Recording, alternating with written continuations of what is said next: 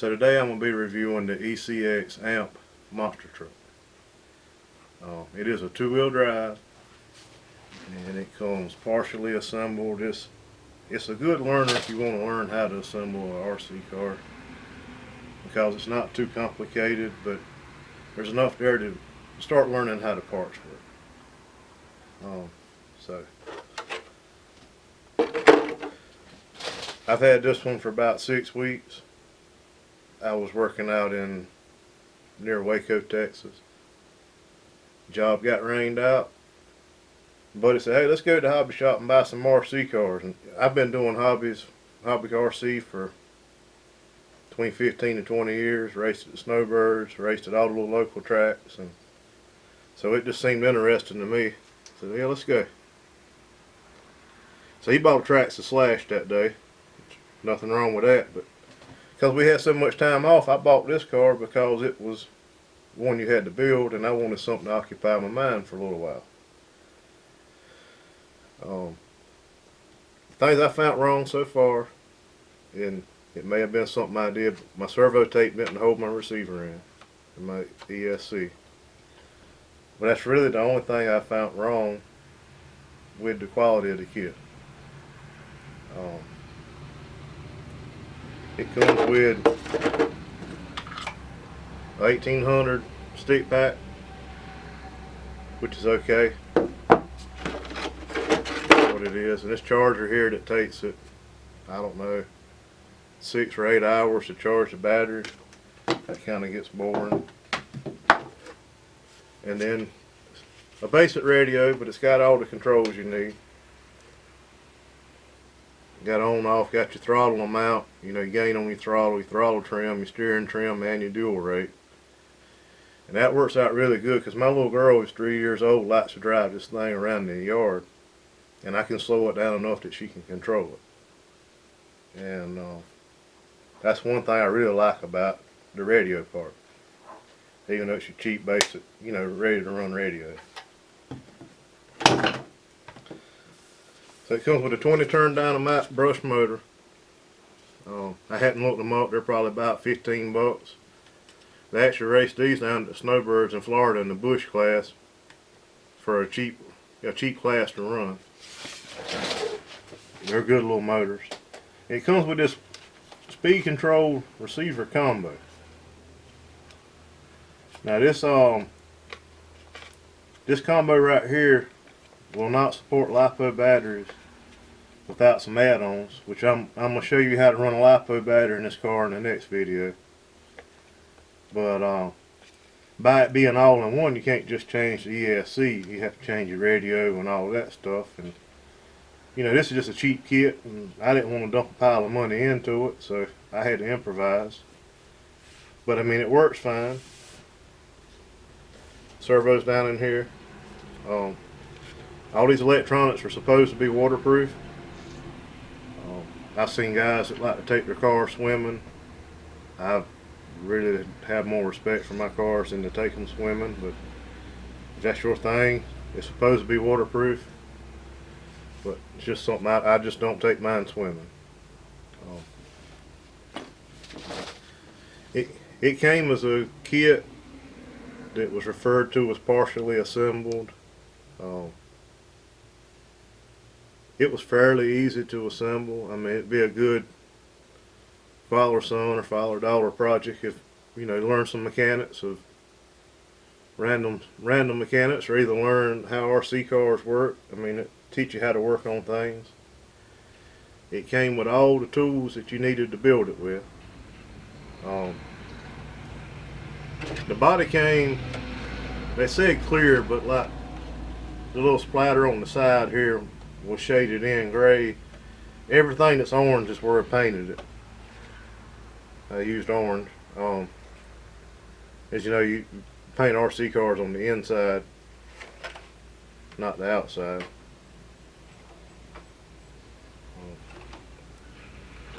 But I was in Texas. I had flown to Texas for work. The last time I went out, I drove.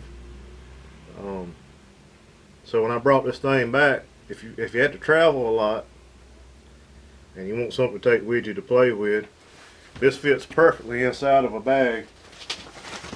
It's considered a personal item. Because this is how I got it home instead of shipping it. I flew home with Delta. I did put the battery in my carry-on, even though this went on with me. I don't know what they would have said if I left it in this bag. But I bought this bag from Walmart, and it fits perfectly inside of it. I mean, put the body on, put the radio in, battery in, and a charger. But I did put my battery in my carry-on, which I don't think it would have been a problem. But I don't fly much, so I don't know how the rules work. But I zipped it right up just like that, put it up under the seat in front of me, and it was considered a personal item. The airplanes do make you have it in a bag. They say they won't let you take it loose. They might would, I don't know. I don't fly much, so I didn't try it. I just went and got a bag. I think this bag cost about 20 bucks. Stuck it right down in there. It's almost like it was made for, because it drops down for the tires, you know, for the handle to come out.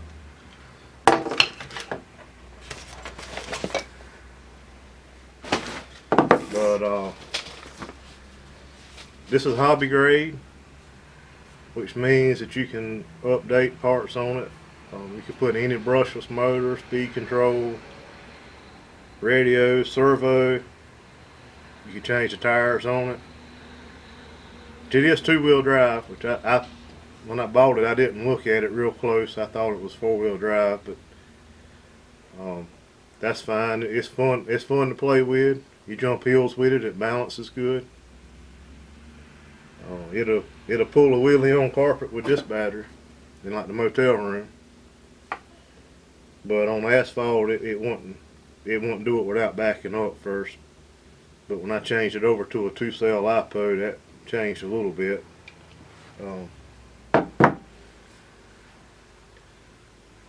The only upgrades I have planned for this is I'm gonna change. Well, of course, I'm gonna put some new servo tape on it, but I'm gonna change my main battery plug over to a Dean's plug, and I'm gonna trash this battery. I've got plenty of 2-cell batteries. I'm gonna run 2-cell LiPo in it, but it's very important. This ESC is not made for LiPos. LiPos have to be cut off before they drop below a certain voltage, or they get very dangerous. So don't put a LiPo in this car without watching the next video I'm going to do on it, where I put the adapters in to change this where it can safely handle a LiPo. Don't want to see nobody burn their house down or burn their car up. LiPo batteries, the voltage is funny on them, the reactions you get out of the battery, and but it will run a lot longer. So I think this battery here, you get about 6 or 8 minutes out of it. And you put a 2-cell LiPo in it, and you can drive it until you're about tired of driving it, and it still won't be dead. I took this thing out to a skate park in Waco, and it jumped the hills good. I crashed it a bunch, it didn't break. It had a pretty good durability test. That's where all this dust is on it. It's stuff off the skate park. I don't know what they put on that concrete, but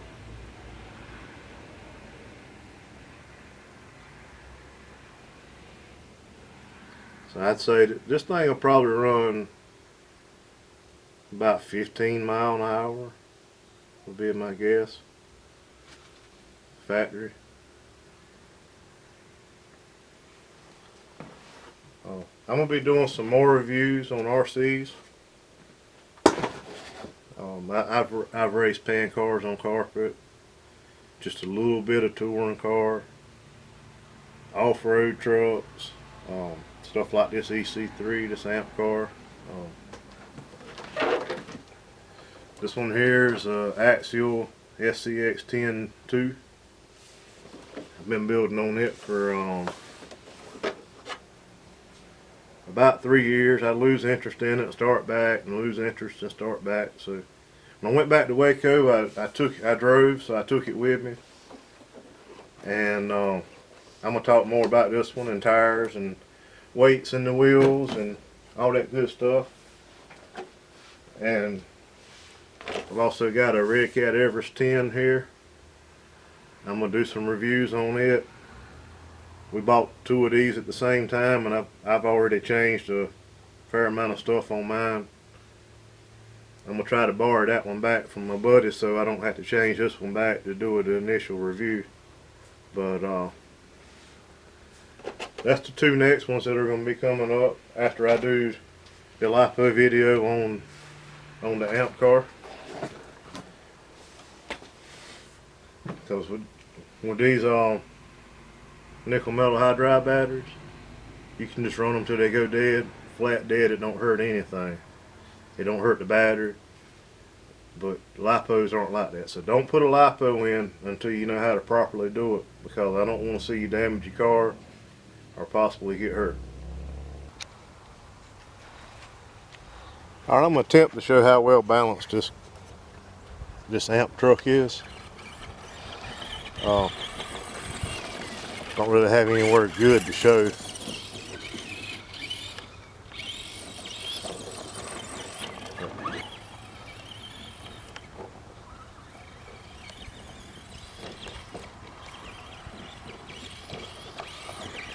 You can see it's balanced pretty good.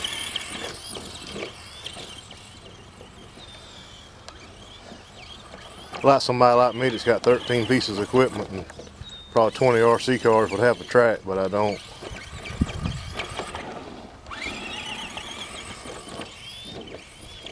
Oh, and I rolled it.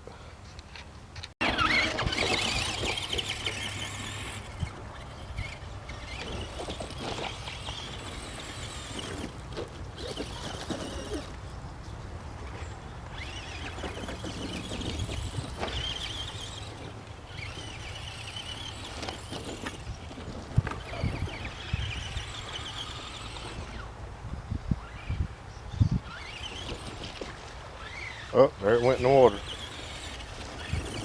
That's all right. I normally don't just completely submerge them.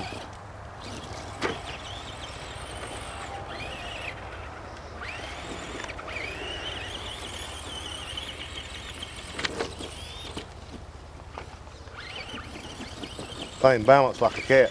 It just lands on its tires.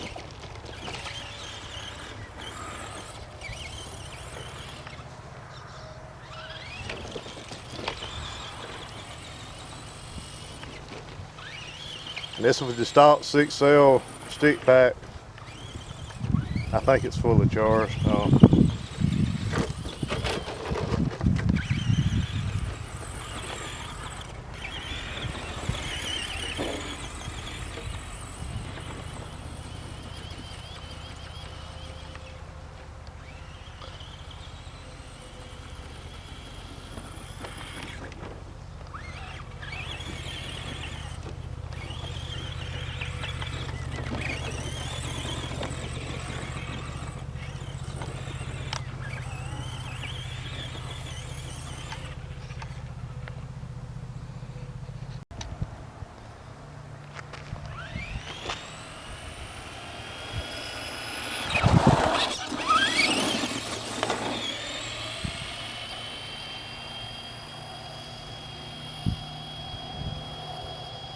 The battery's starting to fall off.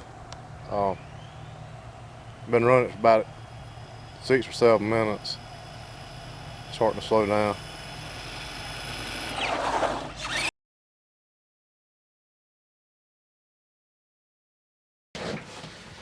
Alright, so here's my final thoughts on this amp monster truck. I think it's a good value for the money. I mean, it's 140 bucks. It even comes with the batteries for the remote. So you don't have to buy anything. That's the wrong remote, but anyway, you don't have to buy anything for it. It comes with the tools. Just put it together. And well, you had to buy a can of paint so you can paint the body. It runs fast enough to be fun. You can buy parts for it. You can get replacement parts. You can upgrade it. Me personally, I wouldn't do a whole lot of speed upgrades. I've got this one where I can set it up for a 2-cell LiPo, and that seems to be a little bit quicker and doesn't break anything. So I'd say for 140 bucks, it's an RC car that you can actually work on, buy replacement parts. It's not one of them little cheap ones that, when you break a part, you're done because you can't buy parts for it. It is hobby grade, so you can buy parts for it. So I definitely would rate this as a good deal, bargain for 140 bucks. I wish it was 4-wheel drive, but it's not. That's something I overlooked. I saw it was 140 bucks. I said, well, that's a builder kit. Let me get that and have something to do.